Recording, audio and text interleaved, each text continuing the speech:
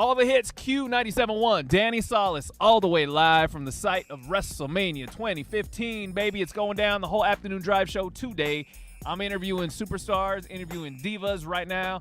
I'm interviewing a man who is quite literally out of this world, one of my favorite people on this planet or any other planet. I got Stardust live up in the building. Stardust Stumper, right out of the gate. Right? Do you know the first astronomer to gaze through a telescope and look upon the stars?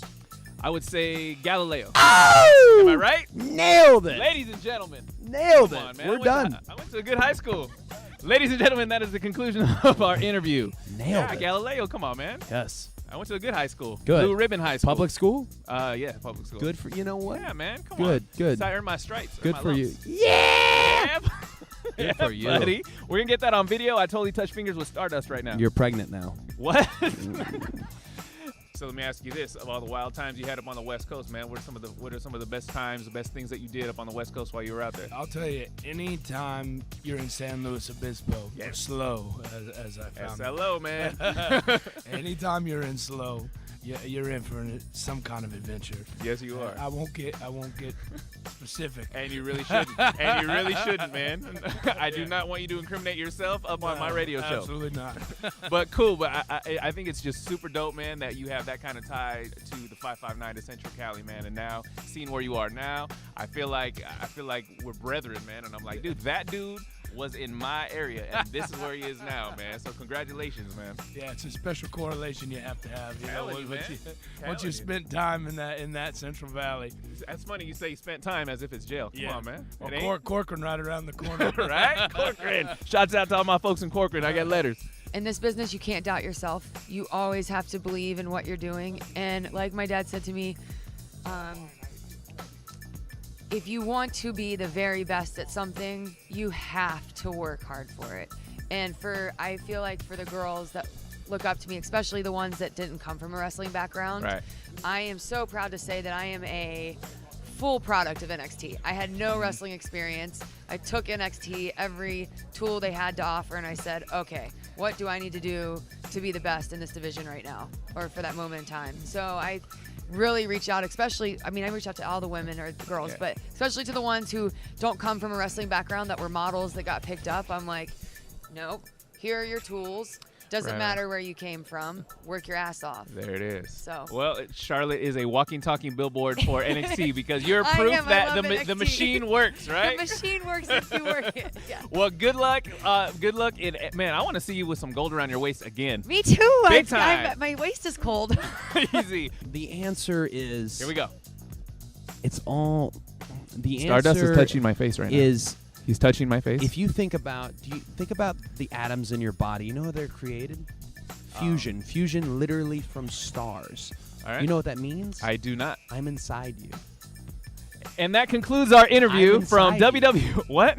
Stardust is Again, college was crazy. The Shield and kind of the breakup of the Shield, it's like one of those polarizing things that wrestling fans always talk about, man. So I want to get the view of Dean Ambrose, man. Do you think that the Shield kind of went their own separate ways a little too early, or would you like to have seen that? Would you like to have ridden that wave a little longer? Do you think it was the right time? Well, I think because of the way you just phrased that it's a talked about polarizing thing or whatever, then that shows that it was the right decision. There you go. The thing I like about it is we ended it at our peak and never had a chance to downslide. There was never a moment where anybody was like, yeah, you know what, the Shield's kind of getting stale. Maybe we should try something else with those guys. There was never a moment like that where fans went, the Shield again, you know, because we went out before that could happen. There you go. So you never got to see a watered down or tired out version of the Shield. You only saw you went out on top, man. Yeah. You went out. It's kind of like a TV show, man. You never want your favorite TV show to jump the shark before it gets canceled. You want it to exactly, yeah. Like The Simpsons have been on like 20-something seasons now, but it peaked in like season 7. It's crazy because I'm sure you get this all the time too. Like even when fans come up, they feel that they know you on a personal level because you're totally in their living rooms every week. As well as Jonathan too. Yeah. Like, people come up to both him and I, and you know, since the show it's taped, you know, a few months back. Yeah. So when it airs, we've already done like whatever we're going through 4 months ago. So like sometimes people will ask us, hey, what's going on? And we're both like, wait, oh dang, that's right, we did do that, or like we did go through that because it was 4 months back. Yeah. So it's like, Do you ever get an opportunity to see like the rough cuts before the final broadcast, or is it sometimes you're just like seeing it for the first time when they show it? sometimes you are seeing it for the first time, but sometimes even when you see like a little bit of the rough cuts, you're like, wait a minute, so and so said that about me. What? Dang. Yeah. Dude, that. So then it's like it's on and popping.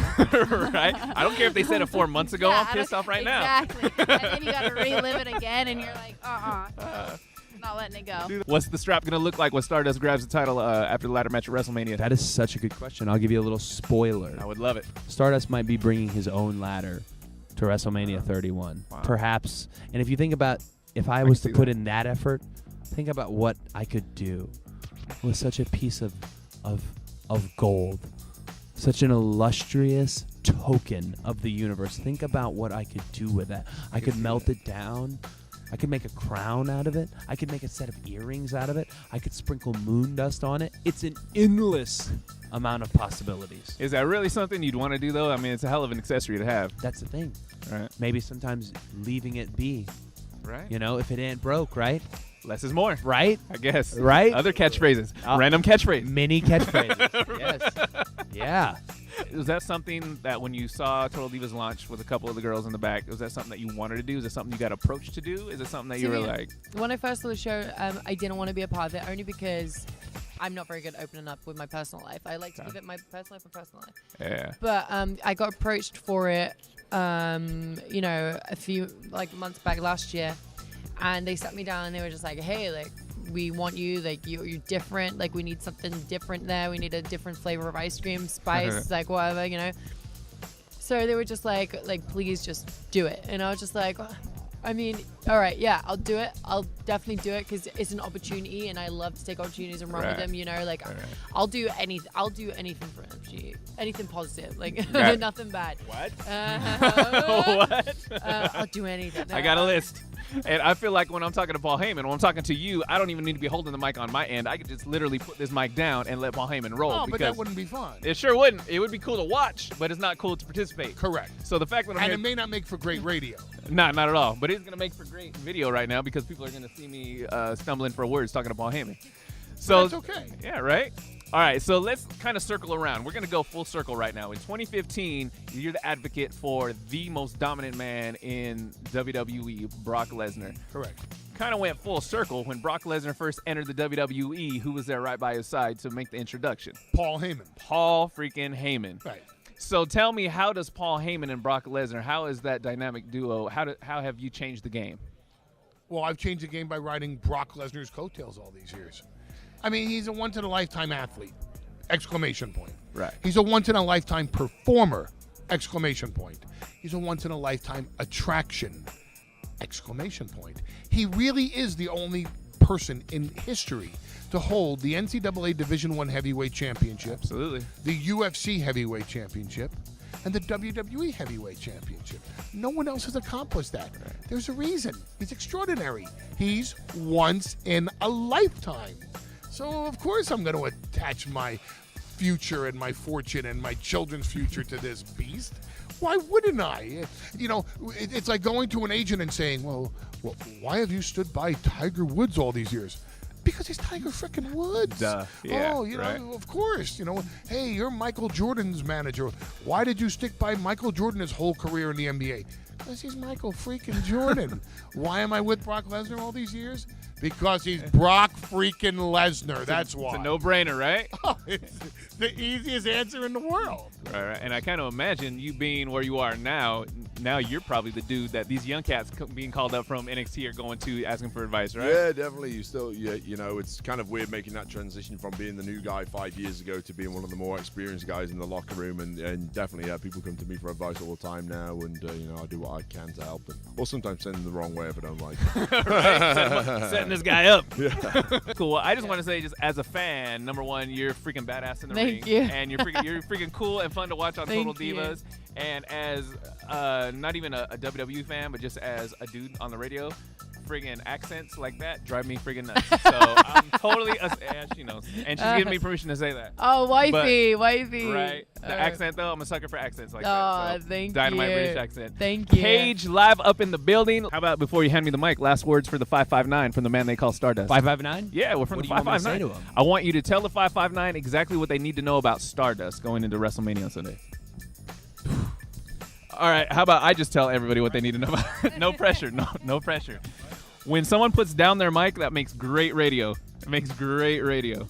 Stardust live up in the building, live on Q97.1. We're making it happen. We have made it happen. The mothership has landed. The mothership has landed. Dude, idea. Boom. Brainstorm real quick. Come out Parliament Funkadelic style at WrestleMania. What a mothership, good spaceship, wow. smoke. Maybe have George Clinton there with. Dude, that would be so dope. Well, the idea is there. So, right? Do we have the money? Mothership. It's do WWE. Do we have the funds? It's WWE, right? man. They put us up in nice hotels. They can afford a spaceship. Absolutely. There we go. There will be a spaceship there. Stardust live at Access WrestleMania this Sunday live on WWE Network. Subscribe if you haven't. Support Stardust. And let's get that icy strap around that beautiful waist of his. It's Q97.1.